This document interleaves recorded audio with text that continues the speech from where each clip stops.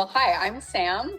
I have been in the online space for about 4.5 years, been completely full-time online about 3.5 years now, and I work in the high-ticket affiliate marketing space.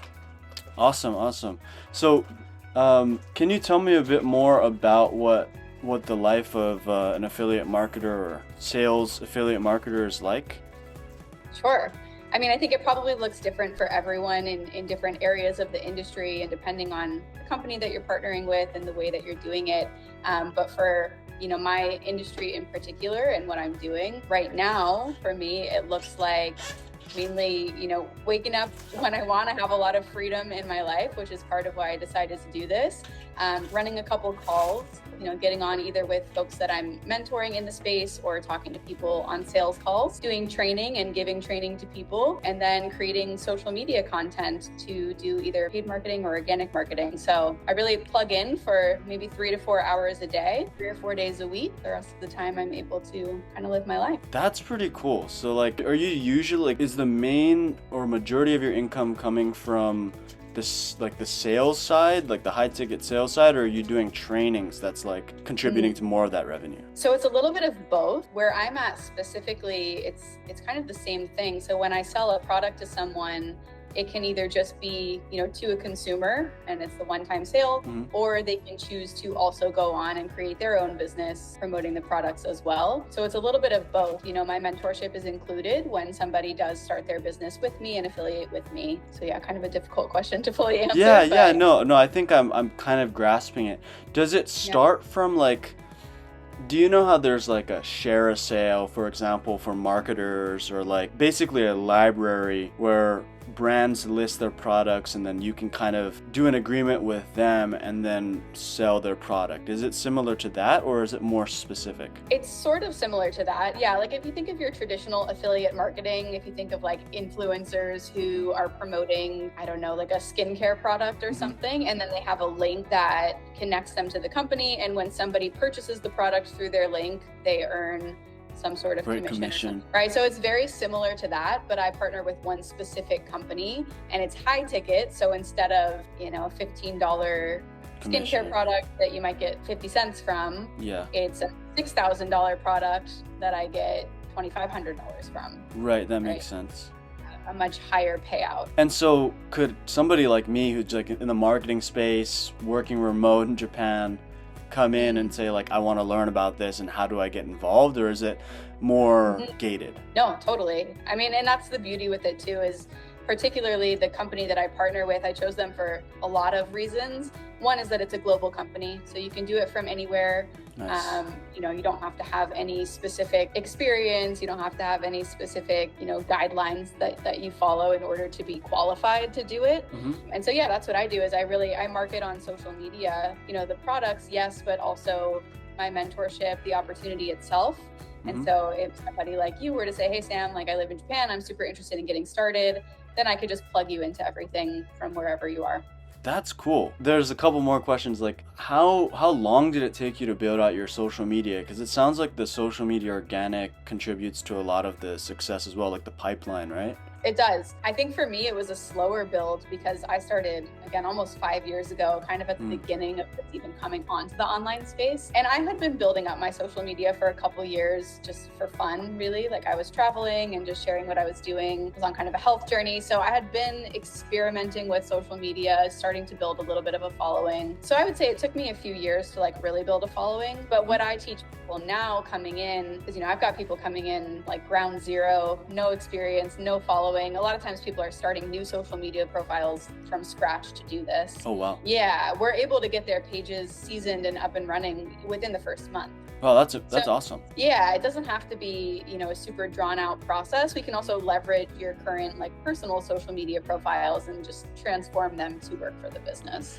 Is it what you would consider in the traditional sense outbound marketing or demand generation, where you're doing content and then people come to you and ask about it or opt in through an email submission? Yeah, exactly. We do a little bit more of that attraction marketing approach. So depending, we've got paid strategies, we've got organic strategies, but Exactly. Creating content and having people actually respond to call to action, or running paid ads where they're filling out a form. There's a lot of different ways that you can kind of get in. But yeah, we're not doing any of the like cold reach outs or kind of spamming people with stuff. We're allowing the marketing to speak for itself. Wow, that's pretty solid. I think my experience is definitely less on that side, where it's more like it's similar to organic, right? Because you build out your own following. I would say I started there, but like on the like, do you know about like meme pages and theme pages on Instagram? Like I started like growing these like huge faceless pages, and then ending up trying to funnel a product, like an e-commerce product, through that site. And I've like made some success there. However, long-term success always dies out just because of the structure and quality. And you need a product that's replicable or not replicable, right? Like hard to replicate. And so I found struggles there, but it's nice to hear that you kind of have a ready-made system, right? Like somebody could come in, learn this maybe A, B, C, all the way to Z step, and then kind of follow suit with what you're already doing now, right? Yeah, exactly. Very step by step. I call it like a plug and play system. Obviously, it still takes work. You have to actually go through the training and take the action and implement it, but it's all laid out step by step. It's all duplicatable, which is the biggest thing that I see online now, is like a lot of people are teaching things, but not really giving all the steps. Yeah. That's exactly what I've seen. Yeah. Yeah. So what we've tried to do over here is like really have somebody come in, have all the steps laid out for every piece of it, not only the training and the skills and what they need to succeed, but even the products and the company that we found to partner with, like the full deal. It's like a turnkey business. Wow. Wait, so are you, how do I say it, like a intermediary step between, or a middleman between, like you're an affiliate agency working with that sales company, so like you're part of the company that you're working with promoting or selling these products, but the company that's actually distributing these products is like a totally different entity, right? Essentially, yeah. You're kind of playing middleman. Like I'm an independent distributor with the company, so I'm not employed by them, but I'm contracted with them essentially. So they're doing all of the fulfillment, and everything is handled by them. I'm just connecting people through my link. I work with them. I represent them in some capacity. Right. Are you more on the, like, is it a physical product or is it like service-based product? Yeah, I do a physical product.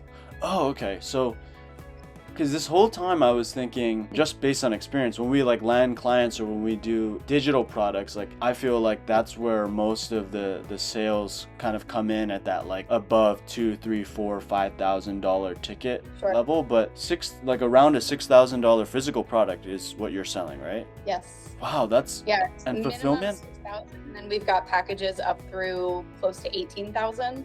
Wow. So yeah. Some of our clients, when they sell something physical, it also comes with like a booklet or a guide. Is it one of those type of products, without getting too into it? I'm not familiar with like what that would be in terms of a booklet or a guide. I think the big difference here is I was actually selling medical grade products. So these are like extremely high quality products. So a lot of times people are purchasing them just to have them in their home for their health. It also comes with the opportunity to have a distributor ID and to start your business with it as well. So I think that's a piece of it. It's not that there's a guide or a book, but like I said, if somebody purchases through me and they're like, hey, I love this and I also want to explore the business side, we'll have my mentorship included in that investment. Wow, that's great. How often are you doing sales calls? Is that something that you've already strategized and planned out, as far as like, for example, my goals are like book 3 calls a week, schedule out like 5 emails per week, and like I have this recipe for trying to hit my target. Is there something that you have put in place? Yeah, definitely similar. Definitely like some measurable goals in terms of, how much content am I putting out, how many conversations do I want to have, how many calls do I want booked, and then how many people do I want closed. And that's kind of the nice thing with a business like this, is it's scalable. And that's where like the ads and the marketing comes into play, because I just, if I'm getting 5 calls a week and I'm closing at least 2 or 3 of them, then I'm earning anywhere from, let's say, $7,500 up through $20K just from the number of calls that I'm booking. So you have some flexibility in figuring out, okay, how many calls do I need to have booked based on my closing rate? Yeah, exactly. What is your close rate actually, based on like at this current time? I'm curious. Yeah, it varies for sure. I would say once people get on a call, it's about 30-40%. That's pretty good. And assuming you have quite a few leads coming in, right? Yeah, exactly. Oh, and that's again, the beauty with high ticket, and that's why I really chose high ticket over anything else. Anywhere from 5 to 10 calls booked a week, and you're closing 2 or 3 of those calls, and every single sale is anywhere from 3,000 up through 8,000. You're making a really substantial income from just a few sales. Yeah, that's true. And so you're doing paid ads as well and organic, like so meta ads or something, Google? Yeah, I just go with both. Okay. Are you comfortable with sharing the average like ROAS or like a ROAS on your meta ads library, like return? Honestly, I haven't been running on Meta recently. Oh, okay. There's all kinds of like red tape that you have to get through with Meta sometimes. Yeah, for sure. So I've been running on TikTok, but recently I've been pretty organic. Really? Wow, that's really inspiring. That's cool. Because we've originally, when we launched our company, we were like, let's go strong on organic, build out their content. And then brands come in from Amazon, they're making like 7-8 figures, and they're like, well, we want to make sales now.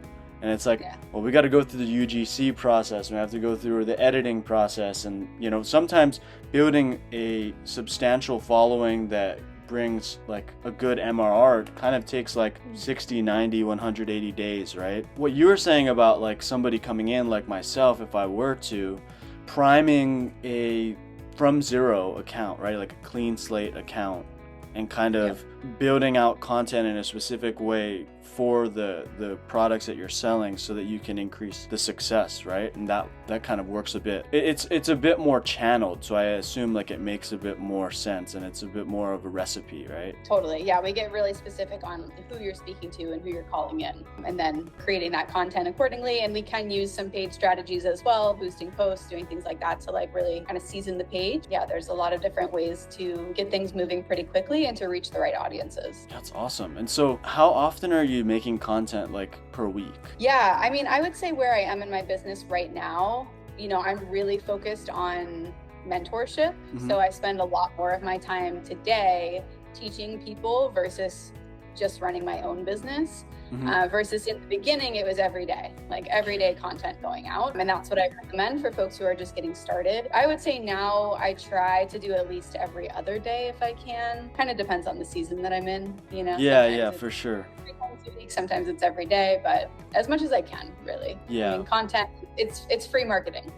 For sure, yeah, free advertising. And so what was that like initially? Like you had to grind like every day to kind of build that. How many followers do you have? Like 23,000? I think right now I have like 32. Oh, 32. Okay, flip the numbers. Okay, so how long did it take you to build like the chunk of your niche followers today? Yeah, I mean, social media is so funny because you just never know like what's going to take off and when the algorithm is going to send out your content to more people. When I started, I had probably like 7,000 followers. So I had built up like a little bit of a following, but they were not really in my niche at that time because I was moving over from like travel and health to really more business focused content. And I would say it slowly grew over the first couple years. I got to somewhere around 10,000, and then I actually had a reel go viral. It hit like 1 million views, bumped up to like 17 or 18,000. Oh, wow. That's great. Yeah. And then I was kind of sitting there for a little bit. Like, how it fluctuates. It's like you get new followers every day and you lose followers every day. And it's just the nature of the game. Mm-hmm. I think the people who are meant to be there stay, and it's like, it's all good. So I don't focus too much on the vanity metrics of like followers. Like, at the end of the day, like I'm more concerned with customers than I am viewers.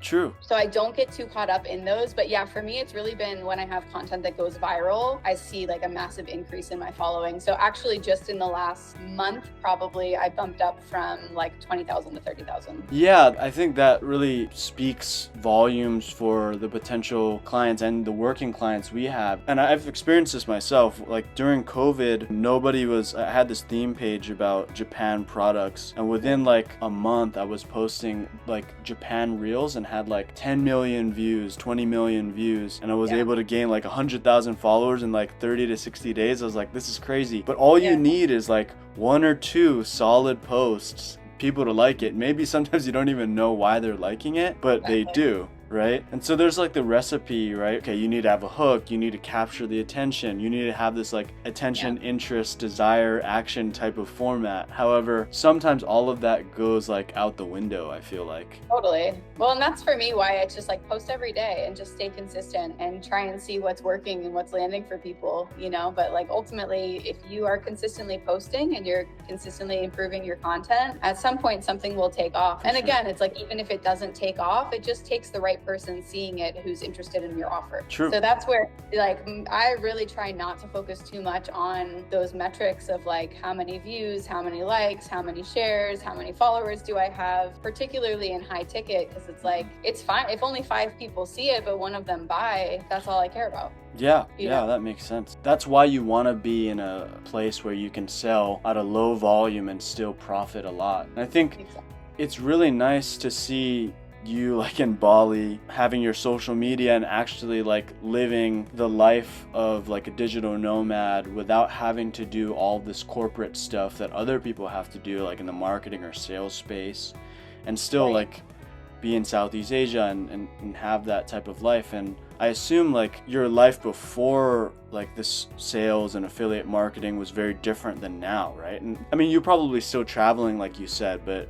the income source has changed, and so therefore your free time and your ability to manage time and money go very differently, right? Yeah, I mean, that's exactly it.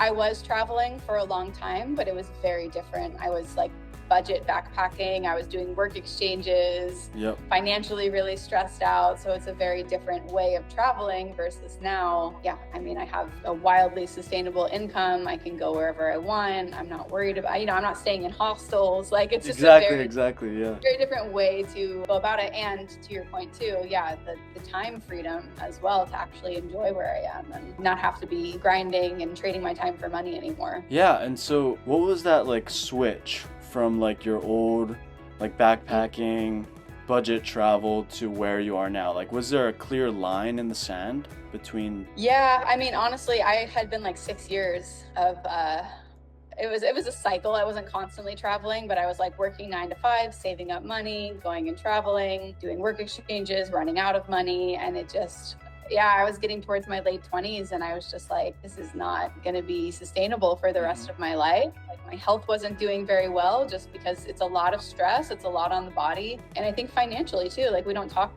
enough about financial health, but it's a huge piece of our health. I was really stressed out. I was constantly wondering like where my next paycheck was coming from and am I going to have enough money to go home? And then when I do go home, like what's next, And so, I think definitely a line in the sand moment where it was just like, all right, enough is enough. Like you've got to figure something. Yeah, exactly. I had that exact same moment. And I think I'll just focus in on it here, I think, because we're coming to a close.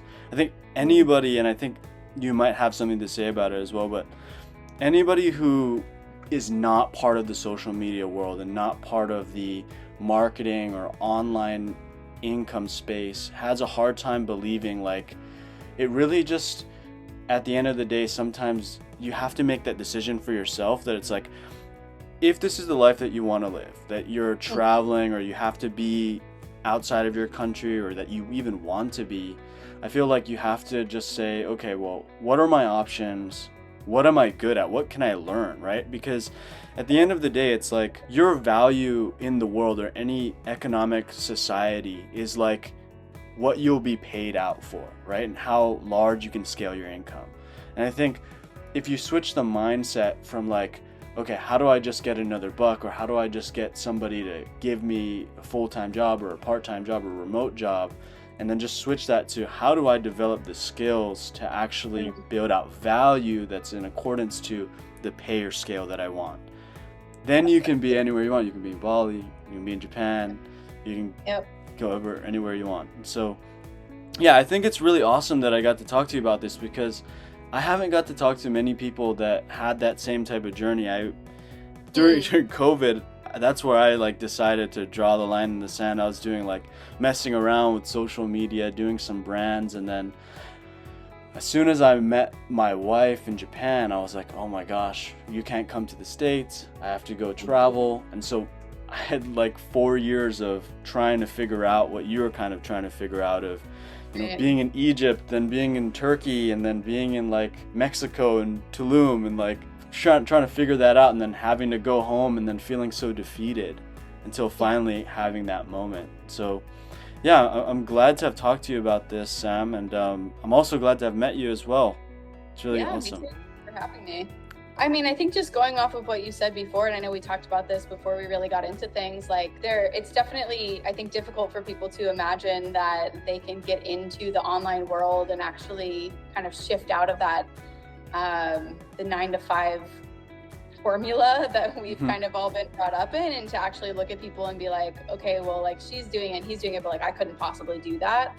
And so I think I just want to like reiterate your point that it is really possible for anyone. And it is just a matter of learning the right skills, plugging into the right systems, finding the opportunity or the vehicle that's going to work for you. And there's so many out there today, like we're doing similar, but different things that have both brought us to the same position and to the same point. And there's hundreds of other opportunities out there. So yeah, just to say like, yes, I had a little bit of a following when I started, but I did not have any experience in sales. I didn't have any experience in actually doing marketing online. Definitely was not like, I wouldn't consider myself a business person prior to this. And it was just a matter of deciding that, I wanted something different for myself, and all these other people out there were doing it. Then it was just a matter of plugging in and learning those same skills. And 4.5 years later, here I am. So if you're somebody who's thinking about doing something different and you want to be able to travel and you want to have the freedom, like just go for it. For sure. Yeah, just go for it. There is still hope for you. Yeah, for totally. Sure. All right. Well, thank you so much for this. Thanks for being a part of it, being a part of my second podcast. Happy to be here. Thanks.